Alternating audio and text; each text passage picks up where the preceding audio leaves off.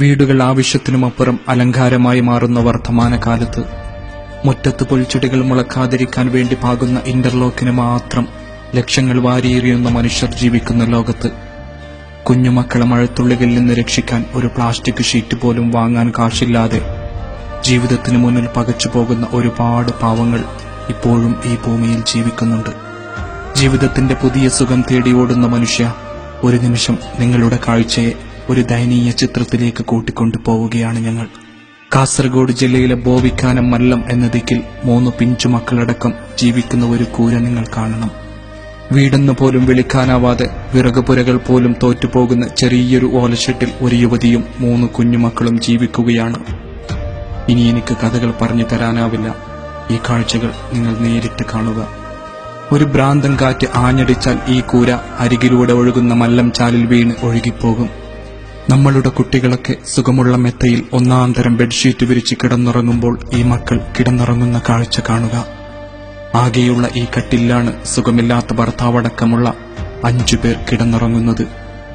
ഈ ചെളിയിൽ മുസല്ല വിരിച്ചു വേണം അവർക്ക് നമസ്കരിക്കാൻ. മേൽക്കൂരയ്ക്ക് വെച്ച് കെട്ടിയ തൂണുകൾ പലതും ചിതലരിച്ചു നിൽക്കുന്നു. ചുമരായി നിർത്തിയ ഓലകൾ സുരക്ഷിതത്വം നൽകുമെന്നാണ് അവരുടെ പ്രതീക്ഷകൾ. പക്ഷേ പലപ്പോഴും ഓലകൾക്കിടയിലൂടെ പാമ്പുകൾ കടന്നുവരുന്നു. എത്രയോ രാത്രികളിൽ ഉറക്കത്തിനിടയിൽ നമ്മൾ കൊതുകിനെ തല്ലുന്നത് പോലെ അവർ പാമ്പിനെ തല്ലിയോടിച്ചിട്ടുണ്ട്. നമ്മുടെ കുട്ടികൾ പ്രത്യേക മുറിയിൽ കമ്പ്യൂട്ടറിനും നല്ല ടേബിളിനും അരികിലിരുന്ന് പഠിക്കുമ്പോൾ ഈ കുഞ്ഞുങ്ങൾ മണ്ണെണ്ണ വിളക്കിന്റെ വെളിച്ചത്തിൽ സങ്കടത്തോടെ പാഠഭാഗങ്ങൾ വായിക്കും. പലപ്പോഴും ചെളി പുരണ്ടു പോകുന്ന അവരുടെ പുസ്തകങ്ങൾ ഒരു ദയനീയതയുടെ എല്ലാ ചിത്രങ്ങളും വിളിച്ചു പറയുന്നു. സ്കൂളിലെത്തിയാൽ കൂട്ടുകാരൊക്കെ നല്ല നല്ല വീടിന്റെ കഥ പറയുമ്പോൾ 12കാരനായ ഷാനിഫും 10കാരി ഷഫീറയും 5 വയസ്സുകാരി സഫാനയും ഒരു വാക്കുപോലും മിണ്ടാനാവാതെ പകച്ചു നിൽക്കും.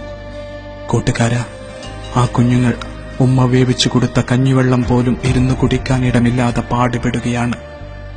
റോഡ് പോയിട്ട് നല്ലൊരു വഴി പോലുമില്ലാത്തവർക്ക് ഒരു പനിയോ മറ്റു അസുഖമോ വന്നാൽ അയൽക്കാരെ ചുമന്നു വേണം വാഹനത്തിനരികിലേക്ക് കൊണ്ടുപോകാൻ.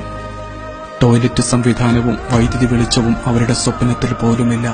അല്ലെങ്കിലും തലചായ്ക്കാൻ ഒരിടമില്ലാത്ത അവർക്ക് വൈദ്യുതിയും ടോയ്ലറ്റും ചിന്തിക്കാൻ പറ്റുന്നതിലും അപ്പുറത്തുള്ള ആഡംബരമാണല്ലോ. പ്രിയപ്പെട്ട കൂട്ടുകാരാ, ഈ കാലത്തും ഇങ്ങനെയും മനുഷ്യർ ജീവിക്കുന്നുണ്ടോ എന്ന് ചോദിക്കരുത്. ഈ ദയനീയത അതിന്റെ തീവ്രതയോടെ പറഞ്ഞു മുഴിപ്പിക്കാൻ ഞങ്ങൾക്ക്